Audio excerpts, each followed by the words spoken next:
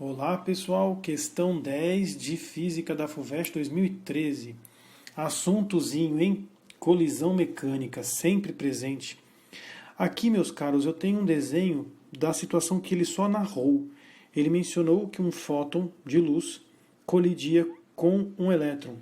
Este fóton, segundo ele, movendo-se na direção e sentido do eixo X, colide com um elétron em repouso. Muito bom, elétron em repouso, velocidade zero. Depois da colisão, o elétron adquire este vetor velocidade, segundo ele, vetor quantidade de movimento, que ele chama de PF, né? Que é, aliás, PE, o vetor quantidade de movimento do elétron depois da colisão. E aí ele pergunta do bendito do PF, que seria do fóton, né? Lembrando que este P, gente, é uma forma de representar a quantidade de movimento. Na teoria, quando eu trabalhei com esse conteúdo, nós pensávamos em Qzão maiúsculo, quantidade de movimento. Mas isso não interfere em nada aqui na questão. Eu tenho um vetor para cá. E aquela variação de quantidade de movimento, ou aquela definição da quantidade de movimento antes igual à quantidade de movimento depois, ainda é válida. Nós temos a conservação do movimento. O que eu tinha antes? Antes, eu tenho esse vetor do fóton. E aqui, infelizmente, meus caros, eu não vou poder representar de forma algébrica, com contas de mais e menos. Eu vou ter que fazer uma interpretação vetorial.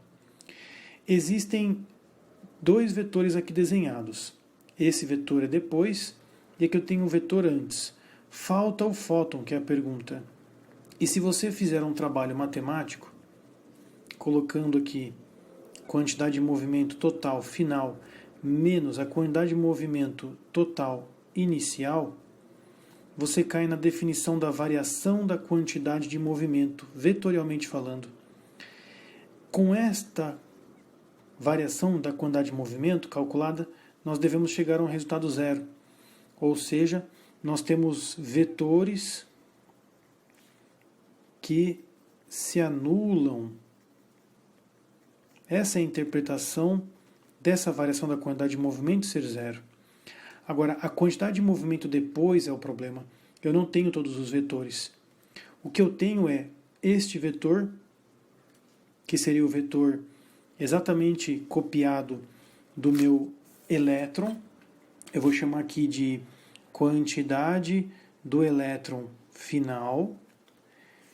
Ele chamou de PE. Eu vou chamar de Qzão. Aqui é a minha direção horizontal. E também vou representar aqui a direção vertical, para ficar mais fácil a nossa compreensão. Bom, perceba que o fóton ele tem uma quantidade de movimento, eu vou chamar de QF inicial, exatamente nessa direção e sentido, certo? Seria esse o QF do fóton inicial. Mas esse vetor, meus caros, eu posso transportá-lo para cá, dentro dessa direção e mantendo o sentido. É como se fosse um trem correndo dentro de trilhos. Eu modifiquei o vetor. Esse é o procedimento. Eu estou tentando fechar os vetores todos dentro de uma mesma figura geométrica, que é um triângulo. Então, esse vetor que eu já transpassei para o outro lado, eu vou colocar ele aqui. Quantidade do fóton inicial. Bom, então esse vetor está representado aqui. Falta fechar o triângulo. Falta fechar a figura geométrica que definiria esse cancelamento vetorial. Vetores que se anulam, meus caros, eles precisam fechar uma figura geométrica, que nesse caso vai ser um triângulo. E percebam que aqui, usando como base até o próprio desenho, eu precisaria de uma segmentação aqui que fechasse esse triângulo. Algo com direção vertical e sentido para cima. Essa direção vertical e para cima, quando somado, resulta no vetor anterior.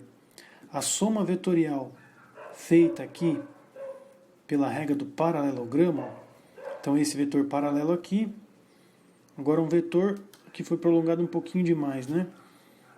E agora esse vetor paralelo aqui. Perceba que pela regra do paralelogramo eu consigo confeccionar a soma dos vetores depois. A soma dos vetores depois estaria aqui, a quantidade de movimento depois. E perceba que essa quantidade de movimento depois é exatamente igual à quantidade de movimento antes. Esse trabalho matemático são evidências que eu coloquei resumidamente. Digamos que praticamente a matéria inteira de colisão mecânica está resumida aqui com a descrição vetorial, resultando então em uma quantidade de movimento do fóton depois, final, representada por um vetor vertical para cima. É o que fecha esse triângulo e que promove uma variação de quantidade de movimento zero. Então, esse vetor, com esse desenho, com essa direção e sentido, é que vai representar o bendito do vetor do fóton depois, para cima, na vertical.